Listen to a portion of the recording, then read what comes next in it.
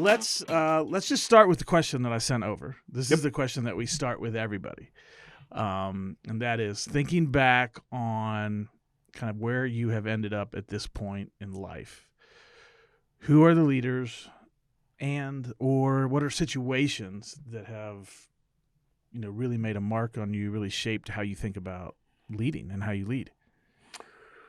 Yeah, that's boy. There's a lot to unpack just in that question. When I thought about it, I think early on some of the things that shaped me. When I grew up, you had 3 TV stations, and radio was your primary source of getting your sports. And so I'd listen to the Cardinal baseball game every night, and then talk radio would come on after the game was over.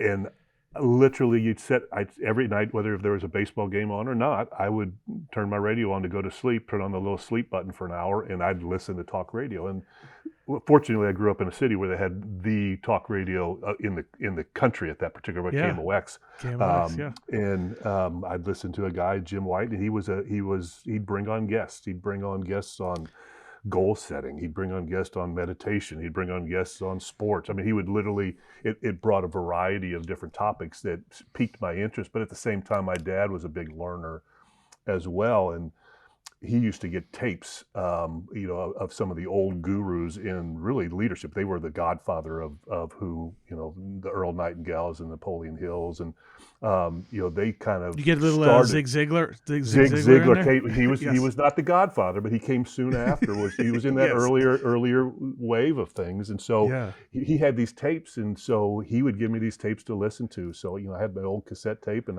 so learning audibly, falling asleep. I spent a lot of time with some of those early leadership type, seminars and talks that they used to give, and I'd listen to them, and that kind of piqued my interest. I think it really did pique my interest on leadership and business and success and entrepreneurship, because it's obviously they're talking about that all the time. Which then obviously then fast forward into actually having a career.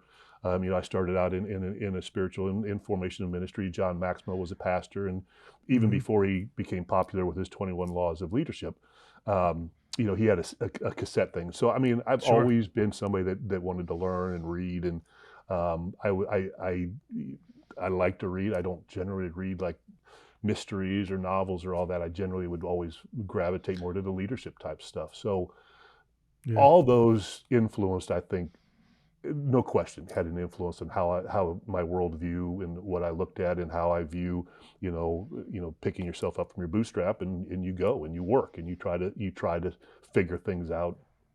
I outside of my dad obviously was a successful dentist, and obviously that shapes your view of working, and you work. And I didn't, and I think this is the question kind of sparked when I read that. I multiple times in my 20s and 30s, I would say, and I've told people, I told my wife, I just wish I had somebody that I could talk to and ask questions to, and somebody that could mentor me and navigate some of these different areas, because I didn't have that. And it's funny, my generation, and you're not too far removed from it, but the people that were my peers that were maybe 10, 15 years older down to maybe 10 years younger than I am, almost was a gap of having people that would mentor us or that could help lead us. We were kind of thrust into positions way before we should have. And we just didn't have those. It was just a weird time, and it's still. People talk about it in business now. There's just this gap of generation, which is in my generation. There's just this gap. You've got a lot of young folks coming in, 20s, 30s, early 40s, and then you've got the old guard, the 60s and 70s that are still hanging on. There's just kind of this vacuum that kind of got lost. So, really a lot of what my leadership, mentors and things that shaped me were almost self-taught, and to the point where it's sad to say that, I didn't really have those people that I could point to that were instrumental, that were close to me. Now there was a lot of people that I was around that I watched, but they were more models. They weren't really influencing my life is what I would like to see, leadership and mentoring and all that needs to be life on life, and being connected and have those relationships. So Yeah, there's a lot there.